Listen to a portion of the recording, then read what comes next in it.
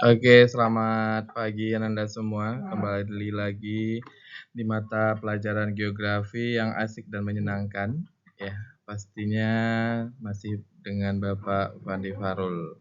Baik Ananda semua, untuk materi sebelumnya kita sudah belajar tentang PJ, penginderaan jauh, ya. Pada pagi hari ini kita belajar tentang SIG, yaitu Sistem Informasi Geografis. Ya, SIG ini nanti hasil akhirnya itu adalah berupa peta. Jadi bagaimana cara pembuatannya? Nah, baik, kita akan masuk yang pertama, yaitu pengenalan sistem informasi geografis. Apa itu SIG? Ya, apa saja konsep dasar SIG? Apa saja aplikasi SIG? Ya, terus apa aja model atau data SIG? Analisis SIG dan pengembangan SIG dalam bidang di dunia ini. Oke, kita masuk yang pertama. SIG itu adalah sistem informasi geografi yang dapat dikatakan sebagai komputerisasi. Nah, berarti alat atau media yang digunakan di sini adalah komputer, ya, di mana dia menggunakan dua buah jenis data, yaitu data spasial dan data atribut, serta informasi deskriptif guna memudahkan dalam pengumpulan atau pengolahan, pemeliharaan, dan penyajian untuk melakukan berbagai analisis spasial. Spasial itu artinya adalah keruangan, ya. Berarti SIG itu adalah komputerisasi, oke? Lanjut, SIG ini sama dengan GIS, sama artinya ya, Geografi Informasi Sistem. Nah, Anda bisa lihat bahwa di dunia nyata atau diimplementasi bahwa komputer itu sangat penting bagi dunia pendidikan. Ya, di sini ada namanya, ada input, ada data, ya, ada database, ada proses, ada sistem, ada prosedur, ya. Nah, itu adalah siklus atau bagaimana manajemen untuk pengerjaan SIG-nya. Nah, mengapa SIG ini diperlukan? Nah, SIG ini diperlukan berbagai alasannya, karena yang pertama adalah data geospasial kurang terpelihara. Artinya, data selama ini itu tidak terjaga keutuhannya, terus peta dan data statistik perlu dikelola, data dan informasi tidak akurat, tidak adanya standarisasi, data geospasial tidak konsisten, tidak ada pelayanan untuk pemanggilan data kembali, tidak ada sharing data. Nah, maksudnya di sini data yang sudah kita kumpulkan itu biasanya tidak dapat dipanggil. Artinya ketika kita membutuhkan data itu, kita hanya tinggal panggil lagi atau kita tinggal mencarinya kembali. Berbeda, kalau data spasial ini tidak kita simpan di dalam komputer, maka dia akan tercecer. Istilahnya adalah mudah hilang. Nah, kalau kita menggunakan SIG ini, data geospasial itu bisa kita simpan. Berarti kalau kita akan membutuhkan suatu saat nanti, maka data itu bisa kita panggil secara kembali begitu. Nah, hal yang diperolehkan oleh SIG yang pertama tempat, kondisi, tren, bentuk, dan pemodelan. Apa dan di mana, bagaimana, sebelum dan sesudah, apa yang berubah dan kapan, serta arahnya kemana. Ya, kita akan bahas satu per satu. Nah, inilah dia. Di mana pertanyaan lokasi berada pada lokasi khusus. Kapan, ya, lokasi yang cocoknya di mana. Mengapa, ya, datanya berhubungan dengan apa, bagaimana jika datanya hilang, terus bagaimana cara memanggilnya. Nah, alasan penggunaan SIG dapat digunakan sebagai alat bantu, sebagai tools maupun bahan tutorial utama yang interaktif, menarik dan menantang dalam usaha peningkatan pemahaman pengertian pembelajaran mengenai ide atau konsep keruangan spasial. Oke. SIG menggunakan baik data spasial maupun data atribut secara terintegrasi sehingga sistemnya dapat menjawab baik pertanyaan spasial maupun non-spasial. SIG memiliki kemampuan dalam menvisual data spasial dan atribut dalam bentuk simbol, warna, kartografi. Selain itu juga digunakan sebagai oleh sarana transformasi koordinat, rektifikasi, dan registrasi data.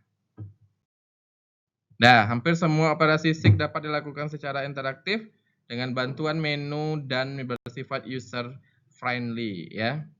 Perangkat lunak SIG menyediakan fasilitas untuk data berkomunikasi dengan aplikasi perangkat lunak yang lain sehingga dapat bertukar data secara dinamis. Nah, apa saja aplikasi SIG? Yang pertama ada sumber daya alam ya, ada perencanaan ya, ada untuk lingkungan, untuk kependudukan, ada utility ya, inventarisasi, dan juga ada untuk dunia perpajakan. Nah, begitu juga dengan telekomunikasi ya, jaringan telekomunikasi, hidrografi dan kelautan serta pendidikan. Kesehatan, transportasi dan perhubungan. Terus apa saja keuntungan implementasi SIG? Yang pertama, data geospasial terpelihara dalam format yang standar. 2, revisi pembaruan data lebih mudah. 3, data geospasial dan informasi lebih mudah dicari, dianalisa, dan disajikan. 4, hasil yang mempunyai nilai tambah. 5, data geospasial dapat dipergunakan bersama dan ditukarkan dengan lebih leluasa. Ya, 6, produktivitas dari staf diperbaiki dan lebih efisien. 7, menghemat waktu dan biaya. Dan 8, dapat membuat keputusan yang lebih baik. Nah, ini adalah perbandingan SIG dan data manual ya. Yang pertama itu ada peta, ada penyimpanan, ada pemanggilan, ada pembaruan, ada overlay, analisis spasial, dan penyajian. Oke, nanti Anda tinggal baca saja. Lanjut ya. Biasanya SIG ini harganya tidak sedikit mahal karena dia menggunakan aplikasi ya. Nah, yang pertama itu adalah konsep dasar SIG, yaitu sistem berbasis komputer yang digunakan untuk menyimpan dan memanipulasi informasi geografi untuk mendapatkan analisa spasial, atribut dalam mendukung pengambilan keputusan.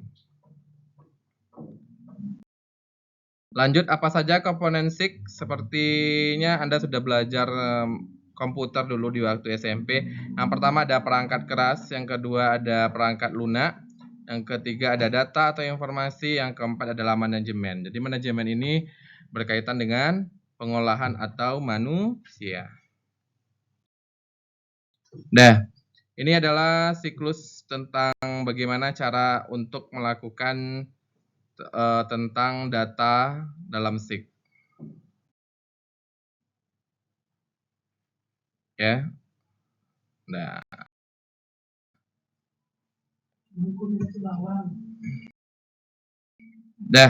ini adalah berkaitan juga dengan materi kita sebelumnya. Ini adalah wahana ya. Wahana itu adalah alat yang membawa ya. Yang di bawahnya itu ada sensor berupa kamera. Nanti pesawat ulang-alik ini adalah memotret ya dari luar angkasa. Nah, ini adalah hasilnya dalam bentuk citra. Nah, oke.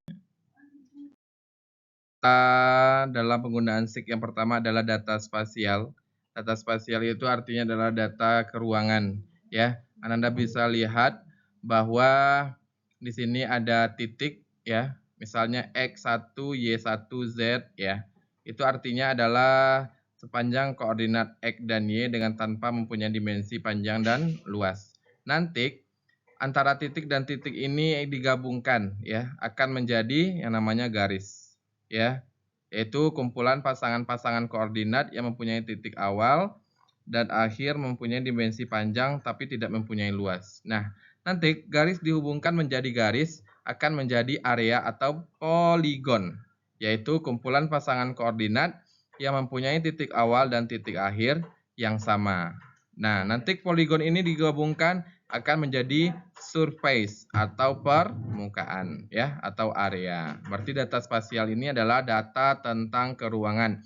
Dimulai dari titik, ada garis, ada area, ada permukaan. Titik digabungkan titik jadi garis, garis digabungkan garis jadi poligon, poligon digabungkan poligon akan menjadi permukaan. Nah, yang kedua itu ada data deskriptif atau namanya juga adalah data atribut. Atribut itu sama dengan pelengkap ya. Nah, di sini ada formulir dan daftar. Yang kedua adalah laporan lengkap, yang ketiga adalah keterangan gambar atau grafis. Nah, ini adalah cara menggabungkan data spasial dan data atributnya.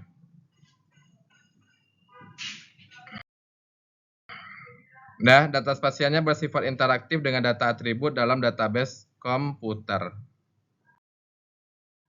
Ya, ini adalah database-nya atau berbasis data. Anda nanti tinggal baca. Ini adalah cara bagaimana memasukkan datanya ke dalam komputer.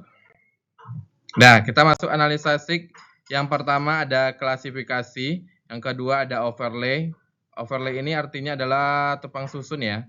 Yang ketiga adalah buffering, yang keempat adalah network, yang kelima adalah 3D analysis, yang keenam ada spatial analysis, dan ketujuh adalah digital image. Oke, kita masuk yang pertama. Ini adalah data 3D analysis ya. Fungsinya terdiri dari subfungsi berhubungan dengan presentasi data dalam bentuk 3 dimensi. Jadi data tadi itu dibuat dalam bentuk 3 dimensi. Ini adalah salah satu bentuknya yang nanti kita inputkan ke dalam komputer. Lanjut, yang kedua adalah klasifikasi, yaitu fungsi ini dapat melakukan klasifikasi atau mengklasifikasikan kembali data spasial dan atribut menjadi data spasial yang baru dengan menggunakan kriteria tertentu. Nah, ini dia contohnya. Lanjut, overlay. Fungsi ini adalah menghasilkan data spasial baru dari minimal 2 data spasial yang menjadi masukannya. Anda perlihatkan yang di bawah, ini adalah sebuah garis, lalu garis ini digabungkan dengan titik. Ini yang kedua. Yang ketiga ini dia, ya, menjadi poligon atau area. Ini overlay itu artinya tupang susun. Oke. Yang kelima adalah yang selanjutnya adalah spatial analysis. Fungsinya terdiri dari fungsi dalam pengolahan data dalam permukaan. Nih, Anda perlihatkan ketika dia titik dari titik, digabungkan dia menjadi garis dari garis. Setelah itu digabungkan kembali, maka dia jadi permukaan. Ini adalah salah satu bentuknya, ya. Selanjutnya adalah buffering. Buffering ini atau penyangga fungsinya akan menghasilkan data spasial baru yang berbentuk poligon atau zona dengan jarak tertentu dari data spasial yang menjadi data masukannya. Ya. Lanjut, network atau jaringan. Jadi fungsi ini merujuk pada data spasial titik atau garis sebagai satu jaringan yang tidak terpisahkan. Nah, ini dia. Titik, titik, titik, titik digabungkan menjadi garis. Dia akan membentuk sebuah jaringan baru. Ya, ini dia digital image processing. Fungsinya diperuntukkan untuk pengolahan data berbasis raster atau citra. Nah, ini adalah bentuk akhir ya dalam pembuatan SIG. Nah, jadi untuk membuat peta, ini saya contohkan peta administrasi Kabupaten Padang Lawas. Nah, bagaimana peta ini bisa munculnya seperti ini? Kita melakukan namanya adalah perangkat lunak. Perangkat lunak itu namanya adalah ArcGIS dan ArcView. ArcGIS dan ArcView itu merupakan aplikasi untuk pembuatan peta yang berbasis SIG atau berbasis komputer. Nah, jadi peta ini kita bikin mulai dari titik, titik digabungkan jadi garis, garis digabungkan jadi poligon, poligon digabungkan menjadi area. Jadi peta ini dapat kita bikin melalui aplikasi atau perangkat lunak berupa ArcGIS atau ArcView. Nah, inilah materi kita pada hari ini, yaitu tentang SIG dan pembuatan SIG. Oke, sekian dan terima kasih. Terima kasih atas perhatiannya. Bapak sudahi dengan wabillahi taufiq wal hidayah. Wassalamualaikum warahmatullahi wabarakatuh.